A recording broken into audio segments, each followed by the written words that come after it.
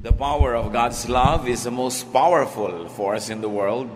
At pag ito ang ating nararamdaman, marami tayong bagay na mapapalampas at marami tayong mabuting magagawa. Tulad ng reklamo ng maraming tao na sila daw ay loveless. Yan ay reklamo ng marami, kahit ng may asawa. Kahit kuminsan ng may boyfriend o girlfriend, they still feel na their life is lacking in love. At yan po ang ating pag-aaral ngayon, pinamaganda natin, Surviving Lovelessness. Sino kaya dito ang bagay na bagay ang topic na ito? Kung kayo naman ay busog na busog sa love, sometimes you become very insensitive to those who are loveless. So bagay din ito kung kayo naman yung may love dyan. Dahil kuminsan nagiging insensitive tayo. At hilingin natin sa Panginoon na siya ang tunay na magbigay sa atin ng pag-ibig. Ama sa langit, salamat sapagkat kayo Diyos ang pag-ibig. Ang lahat ng uri ng pagmamahal na mabuti at maganda nagmumula sa inyo kahit nararamdaman namin sa pamamagitan ng iba't ibang instrumentong ginagamit mo. But all love comes from you. So we praise and thank you, Lord, because you're a God of love. And right now we ask you to forgive us for sometimes for our lack of love for others. Sa mga pagkukulang namin sa aming kapwa, lalo yung mga dapat naming mahalin, patawarin niyo po kami. At sa iba pa namin mga kasalanan, linisin niyo po kami. Gawin niyo kaming karapat-dapat na humingi sa inyo ng pagpapala. At nawa, Panginoon, yung pagpapalang ito, hindi lang maging amin, maipadama din namin sa iba. So, restore us, O God.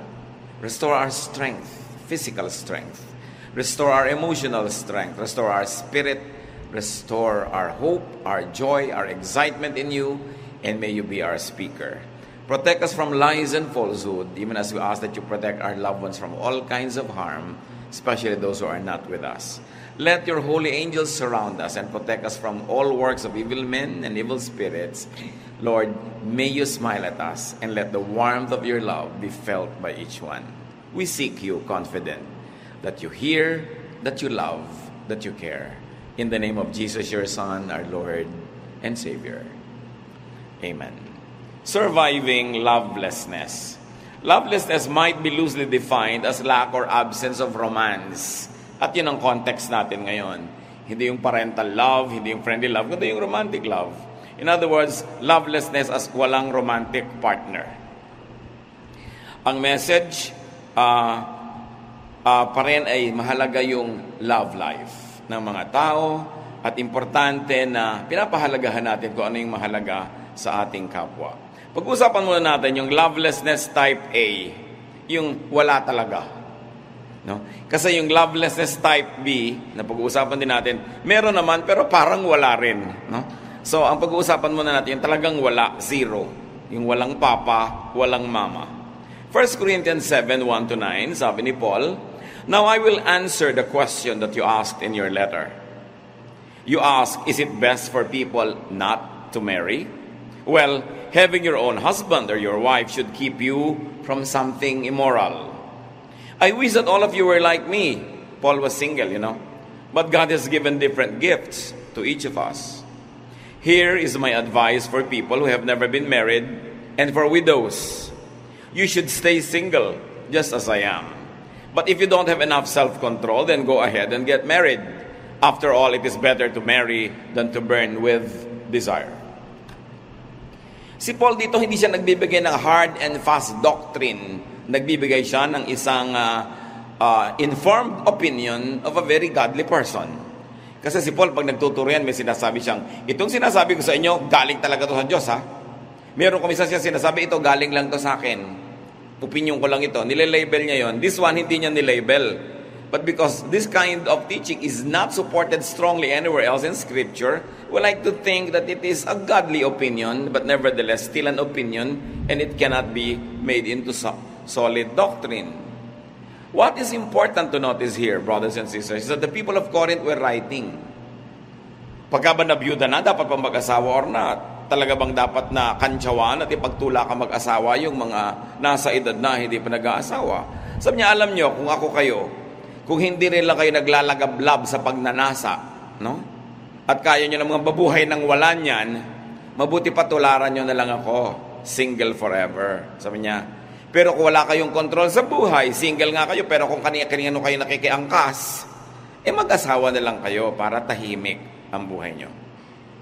What we see here is that Paul survived lovelessness. Remember, lovelessness is romantic love, ha? Kasi laging yung godly love, meron lagi yan eh. Paul even recommended that singles remain so. This is not the ideal. But this is at least exemplified. Hindi ito ideal, ha? Hindi ito must. Hindi ko mo sinabi ni Paul, lahat tayo ngayon ay susikapin na natin gawin yun. Sabi niya, meron sa inyo cut out for marriage. May mga taong parang baging, hindi makakatindig ng hindi nakapulupot kung kanino. So sabi, kung baging kayo, di pumulupot kayo. Pero may mga taong pwedeng nara, mag-isa tumatayo. Sabi ganon. So kung kaya nyo yan, less complication sa buhay. No? So it is not the ideal, but at least Paul showed that it was doable. Pwede. That it was even feasible na may advantages yun. And he even recommended it in certain contexts, especially for those who can serve God much better without a romantic involvement. In other words, sacrifice ka kung talagang gusto mo, pero sinunod mo pa rin yun. Kaya nga may mga ibang religious vocation, di ba? Nagmamadre, nagaganito, hindi sila nagkakaroon ng benefit ng romantic love dahil sinasabi maglilingkod daw sa Panginoon. This is one of the applications of the religious groups sa teaching na to. Rightly or wrongly, they applied it that way. The major lesson here, brothers and sisters, is that people can survive lovelessness. People can survive romancelessness. Yun naman kasing iba, 3 linggo pa lang na walang papa, tatalo na sa tulay. Naglalakad na ng tulala, hindi na mapakali at para mapag-iiwanan na ng panahon. Yung iba naman, dahil nag-end ang kanilang relationship, abay gusto na rin magpakamatay. Marami tayo nakikitang ganyan. Kung minsan nakikita nyo may lalaki pa nando sa ibabaw nung matataas na mga sabitan ng mga billboard sa EDSA at tatalon dahil yung girlfriend niya, iniwan siya. The end of a romance is not the end of the world. Dapat malinaw yan. Kung nakahiram ka ng romance sandali at tapos nagwakas, abang una mga tupagin, magpasalamat ka sa Diyos at nakahiram ka kahit sandali. At ngayong nabawian ka na, huwag kang magtampo o magalit sa Diyos. Ang problema ng loveless, hindi ko minamaliit, pero mild. Naiinip, nalulungkot, nananabik, nangungulila, diba? Pero hindi ka nagka-crisis level. Ang nagka-crisis level, yung may love and romance. Kahit kailan, hindi ka magka-crisis kung dahil lang loveless ka. Parang kulang, matabang, matamlay, pero hindi ka talaga yung halos agaw buhay. Hindi mangyayari sa yan. Ang nag-aagaw buhay, yung may kapartner talaga. Tapos nagkaroon ng biglang rapture, biglang nagkahiwalay, biglang kinaliwa siya, biglang nagkaganon. Yan talaga ang parang natureteng turumpong nagpapaikot-ikot na walang pupuntahan. Pero wala pa naman nagkanda ikot-ikot na gano'n dahil lang naiinip o nalulumbay. Between the two, considering the extremes of the emotions, mas protected nga yung loveless. And remember that absence of romance should not mean absence of life. Huwag dapat laging ituon ang pansin sa ganon.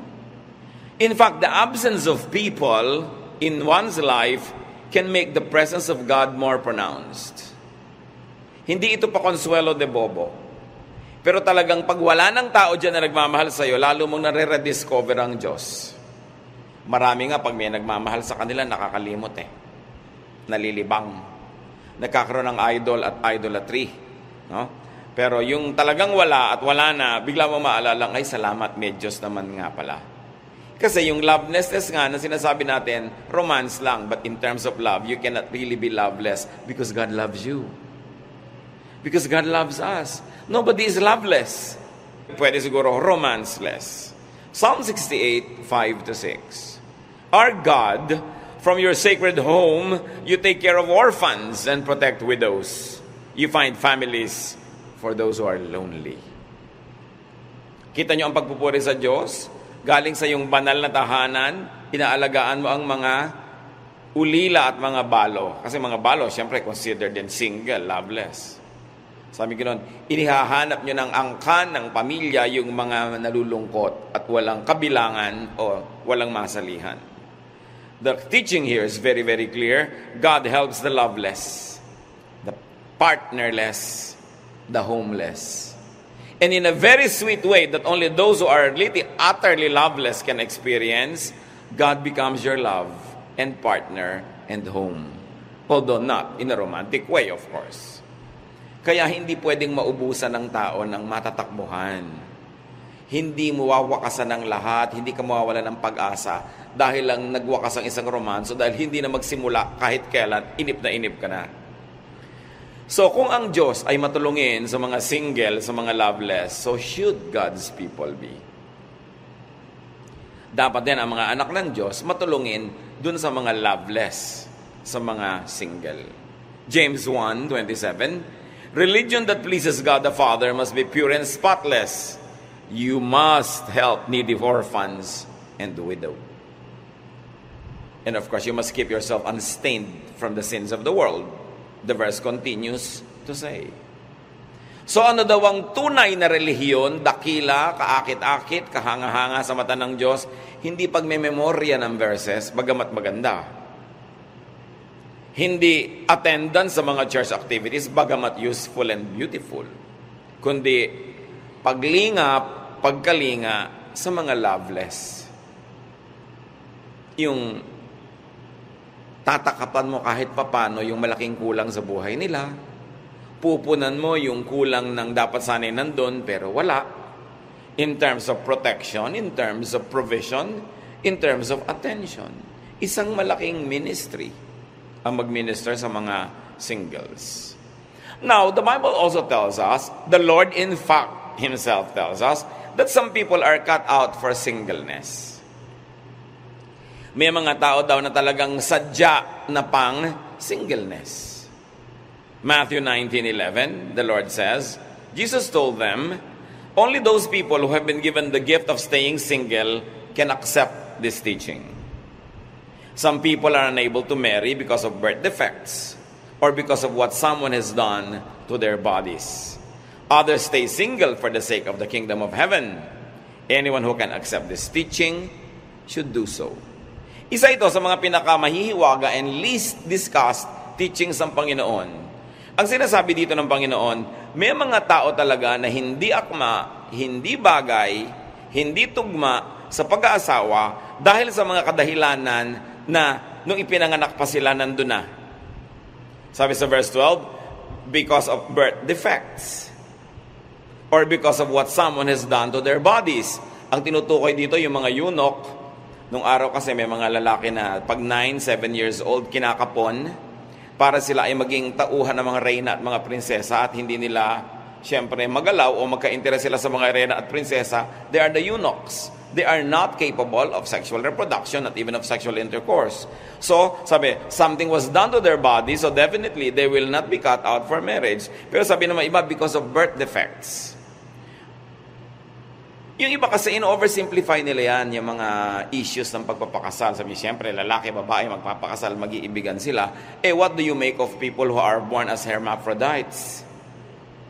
Alam niyo mga hermaphrodites, pareho silang may sexual organ, male and female. O sisisihin niyo ba sila? Kasalanan ba nila yun? Kaya sabi ni Lord, meron naman talagang sa birth pa lang, kahit hindi sila hermaphrodites, yung composition nila hindi talaga tugma na pang marriage. So huwag niyo silang pilitin. Those who cannot accept and who do not wish this for themselves should at least let others do so. Kaya ang sabi ni Lord, no? Only those people who have been given the gift of staying single can accept this teaching.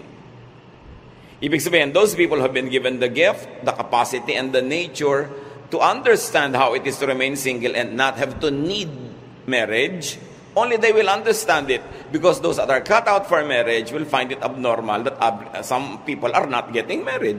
Kasi sa kanila, the normal thing is to get married. So ang makakaintindi lang niyan, yung talagang nilikhang ganyan na rin. So, ang mahalaga ngayon sa mga taong cut out for marriage, magpasalamat ka, wala kang birth defect, wala kang birth issues, wala kang inborn issues, so you are cut out for marriage, magpasalamat ka, enjoy it, and be supportive of those who are not like you. Kasi sinasabihan ng talagang pure religion to be supportive of people who are needy or who lack things that you have in abundance. So Jesus says that some forms of and some reasons for singleness serve godly agenda. And they serve the expansion of the kingdom of heaven. Ang Lord mismo ang nagsalita nito, pero napakakonti na nagtuturo nito, ni bumabanggit. Kasi nahihirapan sila sa topic na ito na medyo unconventional. So as we have said, those who enjoy wedded life and wedded bliss should thank God for that kind of life and remain faithful and kind to those who are not like them. Some lessons we learn here. If some people are indeed cut out for singleness, do not overstrain yourself or others just to have a romantic partner. In other words, don't get married just for the sake of doing so. O ipinanganak ka, hermaphrodite, nalilito ka. Kung sino ba talaga ang attractive sa'yo, huwag mo nang dagdagan yung malilito pa, sarilinin mo na lang yan. Huwag ka na lang muna mag-asawa hanggang hindi ka sure.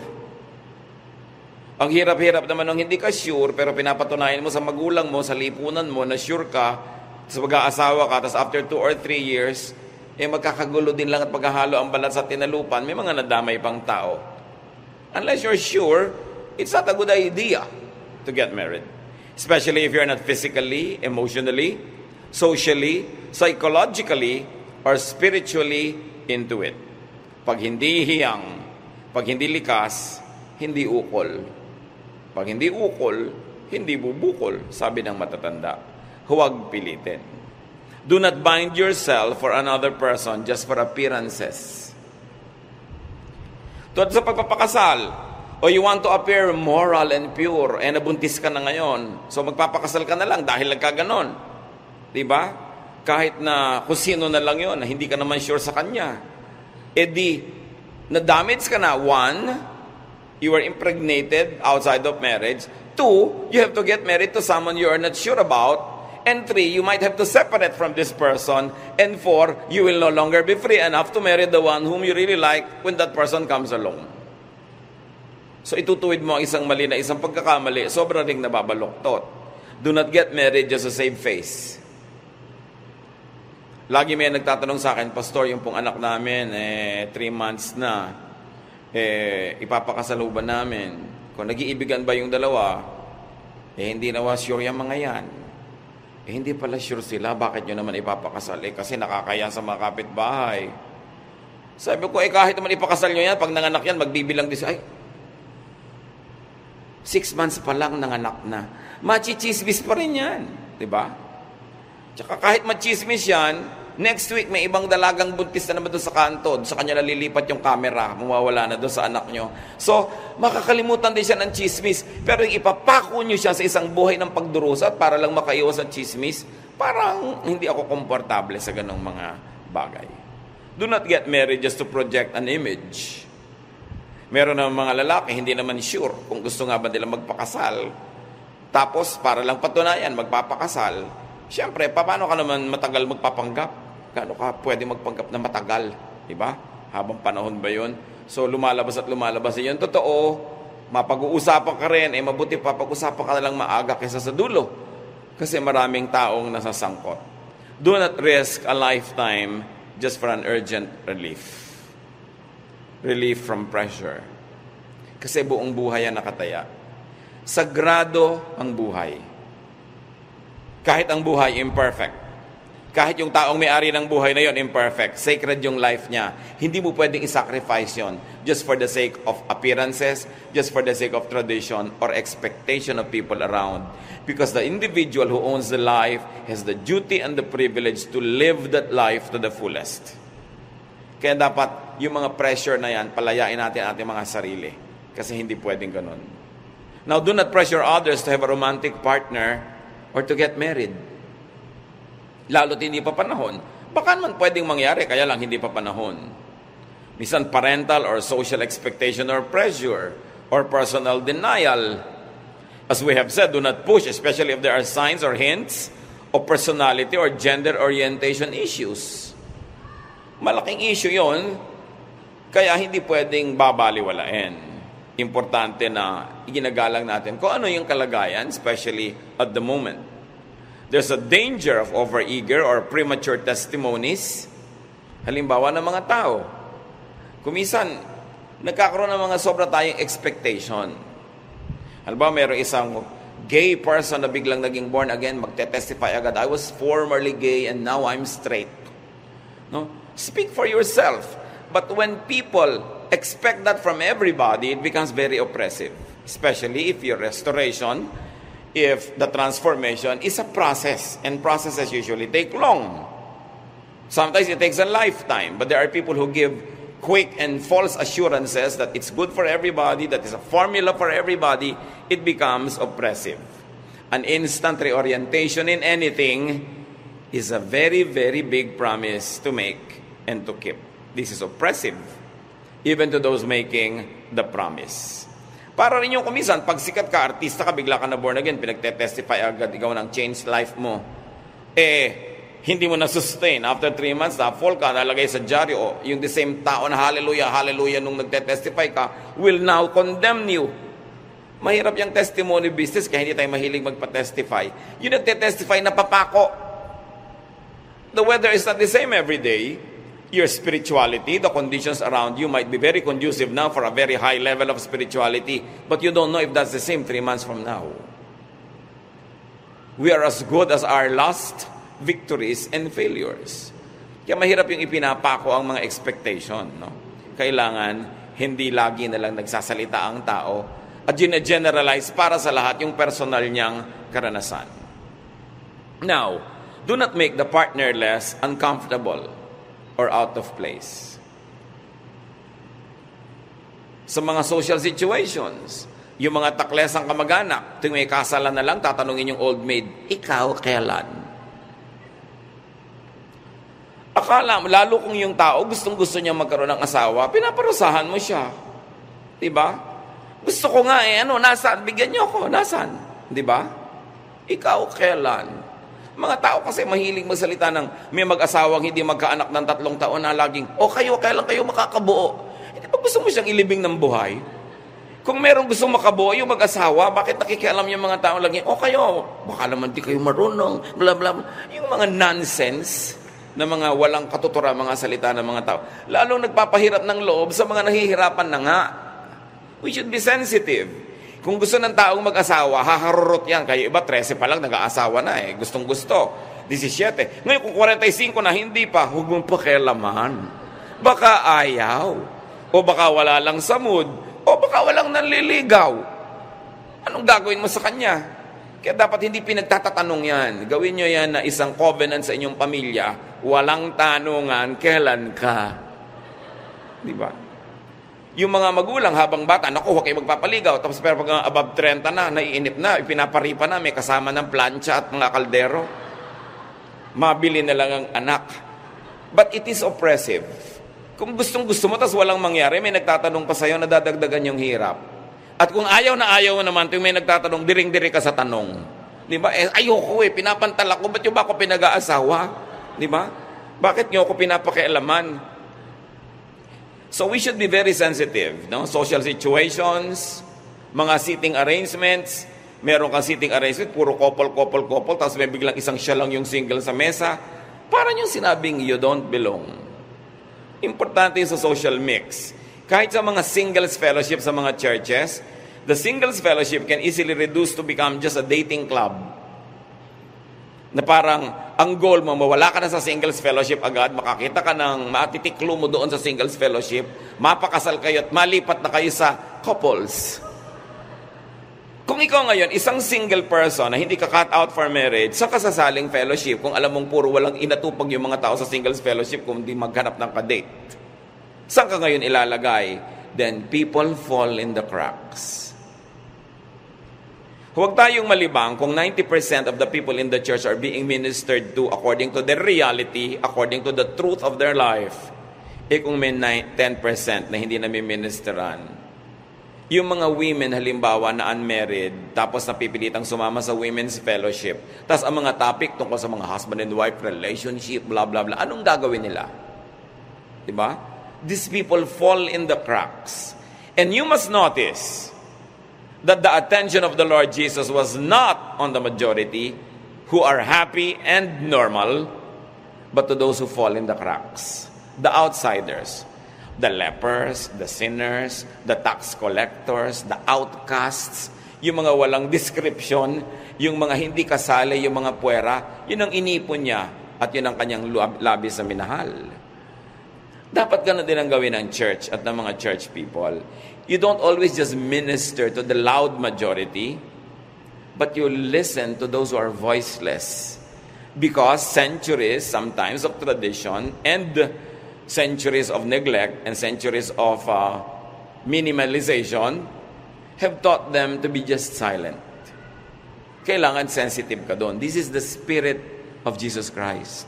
Sensitive sa mga puwera, sa mga hindi kasali, sa mga kawawa, sa mga hindi maintindihan. So, kahit sa mga church fellowships, sensitive dapat sa ganon. And say no evil. Ano yung mga say no evil nga? Yung sinasabi natin, o kailan ka? O ikaw, kailan naman? Mga ganyang mga tanong. Magtanong kayo ng iba. Sa pa pinakulay ang buhok mo? Diba? Sa ka nakabili ng magandang lote? Marami namang naitatanong sa buhay.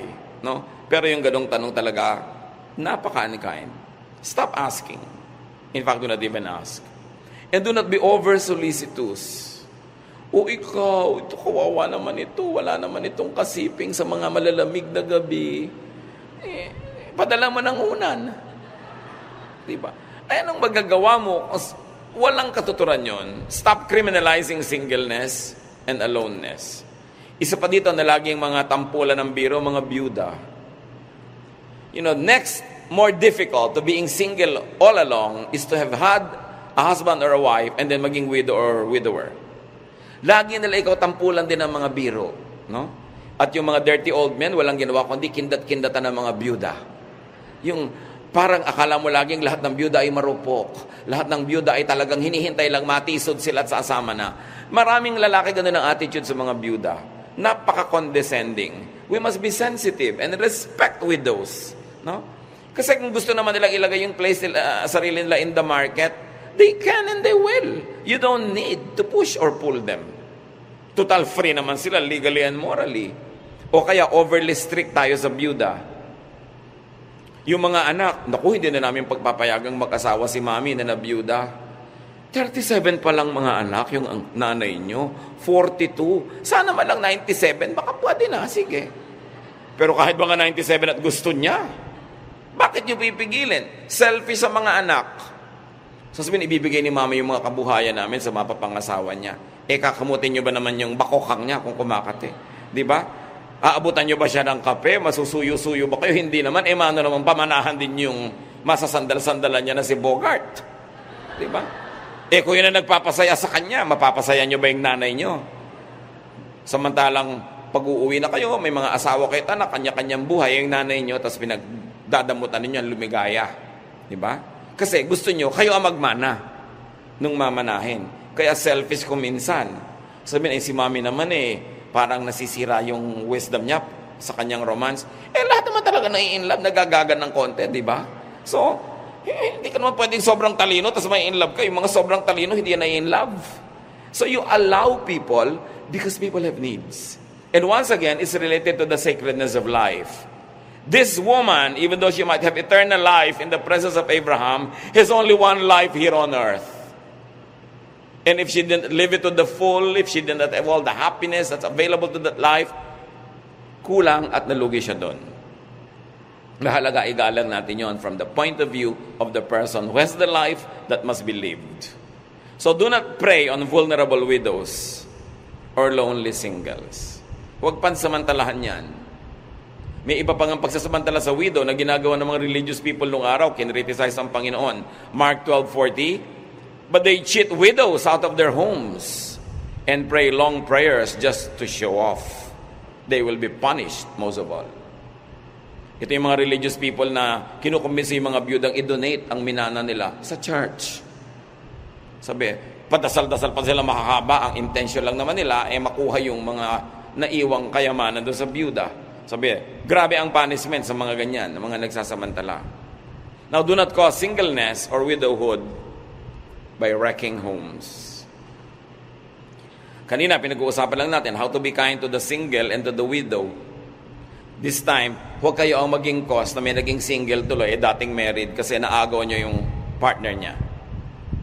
Do not create a gap between a husband and a wife to the point that one of them becomes yours and the other one becomes a single again. Hebrews 13:4, have respect for marriage. Always be faithful to your partner, because God will punish anyone who is immoral or unfaithful in marriage. Respect someone's marriage. Huwag na huwag kayong magiging dahilan para yung mag-asawa magkahiwalay. Huwag na huwag mang-agaw. Kung gusto ng Diyos na magka-partner kayo, napakarami pang single na tao. May 6 na bilyong tao sa planeta. Hindi nyo kailangan mang-agaw ng may ka-partner na. Akala nyo lang wala na kayo matatagpo ang ganun. Marami nun. At kahit wala, edi pasensya kayo kasi may nauna na. Kailangan iginagalang natin yung marriage sa mga tao. Kahit na yung isa na doon sa married na yun ang lumalapit sa'yo, ipagtulakan mo pabalik sa asawa niya. That's the godly thing to do. Kahit gusto mong kabigin mo ng dibdib, itulak mo pa rin kasi hindi yun ang tama. Maunawain ka sa nagkakamali, maunawain ka sa mga those people who fall in the cracks, maunawain ka doon sa mga hindi normal, pero huwag ikaw ang pagsisimulan ng gulo. Kailangan strict ka sa sarili mo at ikaw ay maluwag sa ibang tao. Now, yung pinag-uusapan natin type A, yun yung wala talaga. Pag-usapan natin yung lovelessness type B, yung meron pero parang wala. May asawa kayo pero malayo. Type B kayo. Di ba?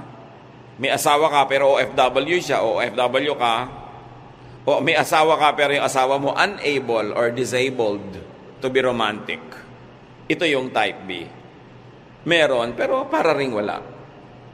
1 Corinthians 7, 1-5. Now I will answer the questions that you ask in your letter.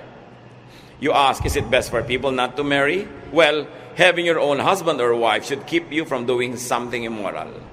Husbands and wives should be fair with each other about having sex. A wife belongs to her husband instead of to herself. And a husband belongs to his wife instead of to himself. So don't refuse sex to each other.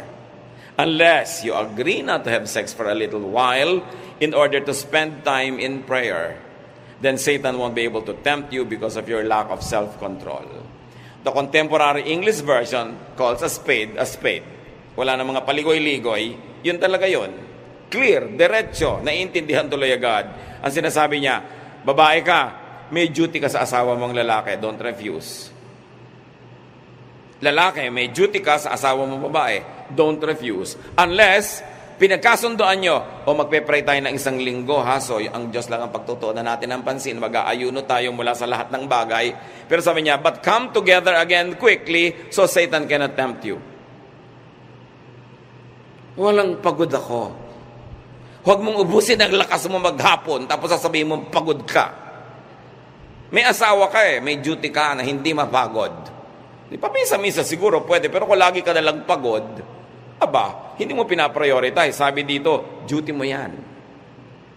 Mabuti sana kung ang tingin mo sa kanya ay privilege. Pero kung ayaw mo siyang tingnan ng privilege, at the very least, it is a duty. Yung mga babaeng hindi na pagbigyan mag-shopping o pabili ng refrigerator na bilog, masakit ang ulo ko. Walang sakit-sakit ang ulo, may duty ka. Di ba? Kaya ka nga asawa Sabi mo, tungkulin kayo para hindi maakit pa sa iba at magkaroon pa ng ibang mga tukso sa buhay yung asawa nyo. Serious mo dapat na tinitake yung mga bagay na yan. Hindi lang yan privilege, duty rin. So, survive this form of lovelessness by serving each other's needs. Whenever, however, possible. May mga nagtatanong pa po sa akin, Pastor, maghiwalay po kaming mag-asawa. Ang tagal-tagal ko na pong nasa abroad, pwede ba kami mag-video chat? Sabi ko, aba, ikaw ikakaligayan niyo ba? Mag-asawa naman kayo? Pagbabawalan ko pa ba kayo? Kesa naman maglagablab kayo sa pagnanasa at wala kayong mapagmunto na ng mga init ng inyong mga bulalo? Ano naman? Kasi meron doon nagsasabing, huwag, mag-asawa na nga kayo. Everything is permissible in the marriage bed, for goodness sake. Yung iba kasi pagka-relihiyoso at biblical, mag-asawa na nga, napakarami pa rin tsetche-buretche at bawal. No? Hindi na Diyos ang nagbabawal niyan. All you have to do is look at your anatomy, and God has placed in your anatomy all the right nerve endings in the right places para kayo makiliti. So, sinong gumawa ng katawan nyo? Ang Diyos. Tapos mamalisyahin nyo yun?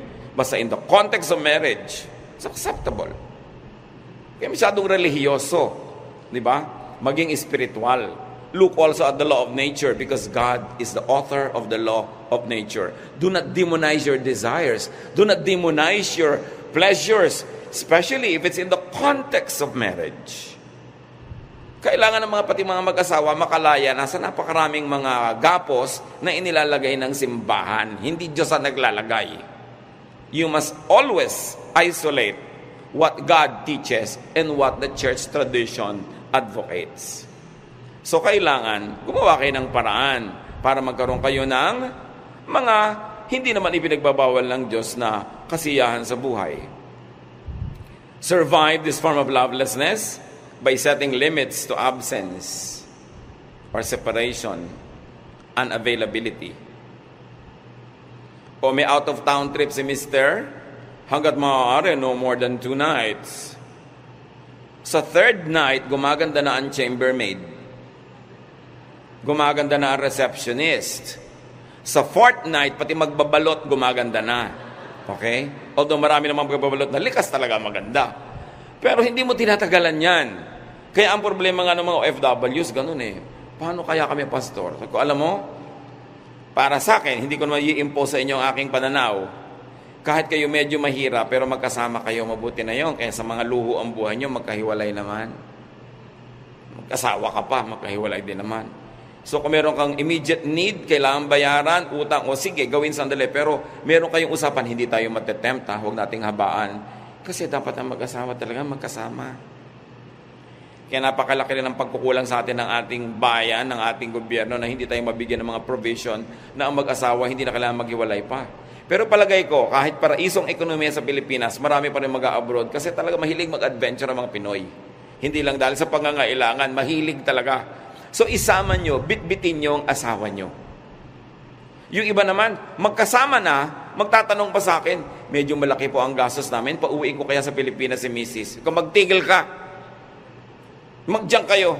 At least magkasama kayo. Nag-asawa ka pa. So kayo, mga hindi pa married, huwag nga kayo mag-asawa kung nasa plano nyo naman, hindi rin kayo magsasama. Ba't ano pa? Mahalaga, pinapahalagahan yan. Kaya ka may partner para hindi ka na mag-adultery. So it's doubly wrong to commit adultery when you already have a partner. While it is wrong to do that when you don't have a husband or wife, it becomes doubly wrong. May asawa ka na, wala ka ng excuse. Kaya dapat yung mag-asawa nagkikreate ng teamwork, how you can get the maximum happiness from your partnership. Para hindi na maghanap ng iba. May mga asawa rin naman kasi, daig pa ang madre superiora sa higpit, ang dami-daming arte.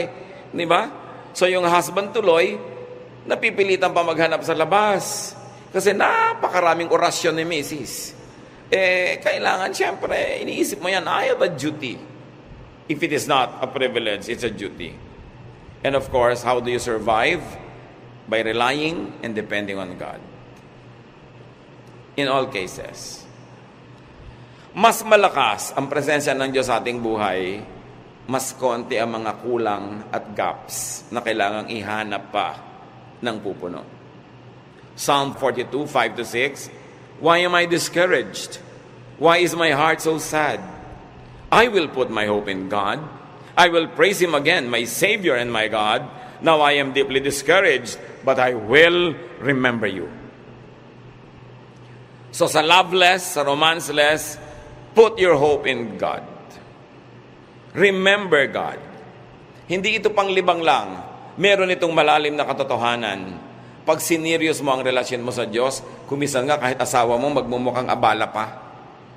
Magmumukhang excess baggage. Pag punong-puno ka ng Diyos, gusto mo puro Diyos, kahit anak mo, kahit nanay mo, kahit sino, parang kahit wala sila, pwede. Kasi dapat ganun ang tao. Na pagka maganda yung relasyon mo sa Diyos, bagamat mas dagdag na may mga relasyon ka sa tao, pero dapat hindi ka parang sobrang kulang.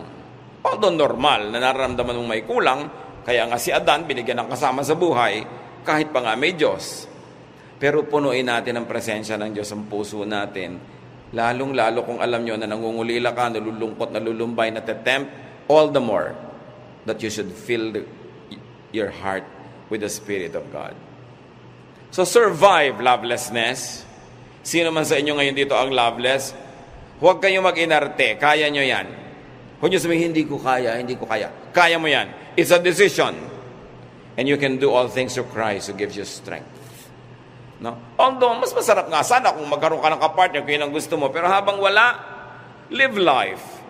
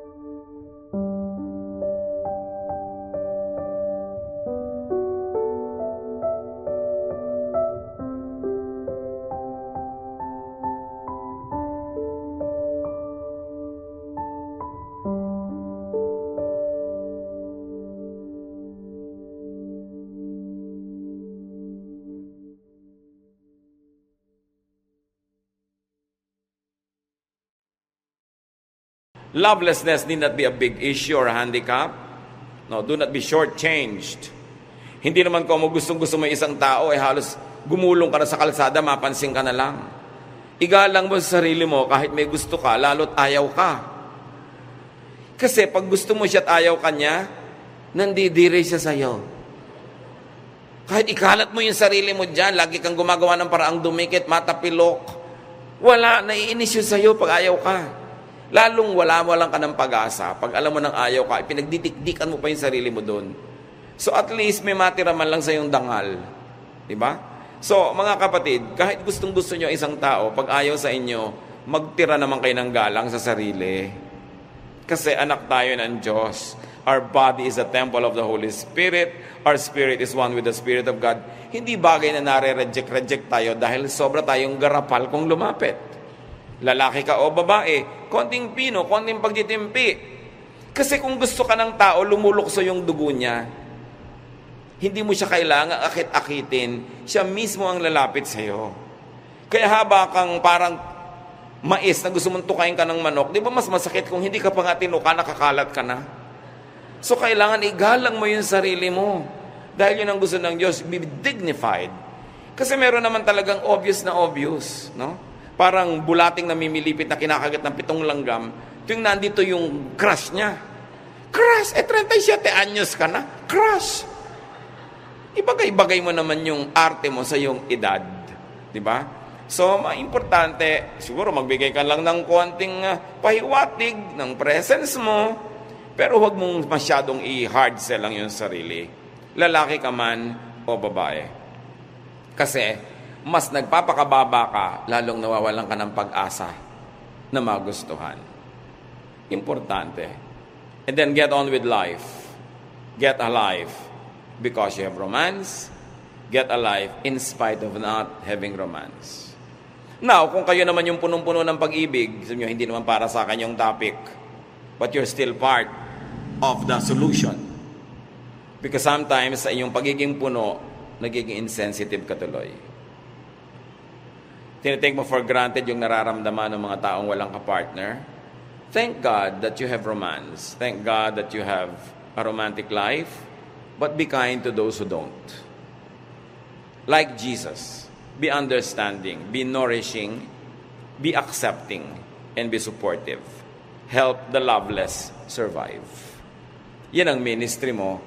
Pasalamat mo sa Diyos na ikaw ay may love, tinutulungan naman ng yung wala. So kung minsan gumagawa ka ng mga event, halimbawa alam mo, Noche Buena, marami kayong mga kamag-anak na mga single, walang mga pamilya, pwede ka naman mag-invite, o sige, marami kayo. Hahaluan mo rin ang ibang mga married people para hindi naman mukhang pang kanila lang yun. In other words, you invent event so that they could be part of your family. Nourishing. Ganyan yung sila, Priscilla and Aquila kay Paul. Paul was single. Si Priscilla and Aquila, walang ginawa kundi invite sa bahay nila si Paul. Pakainin, suportahan, samahan sa lahat ng lakad. Ministry nila. Alam niyo si Paul ang daming nagawa kasi may Priscilla and Aquila. Kasi may couple, usual, normal couple, that supported this unusual, over-aged, single worker called Paul. Marami siyang nagawa dahil may mga nag-support sa kanya. So, pasalamat tayo kung hindi tayo nangangailangan ng support, then let's be the ones to give it.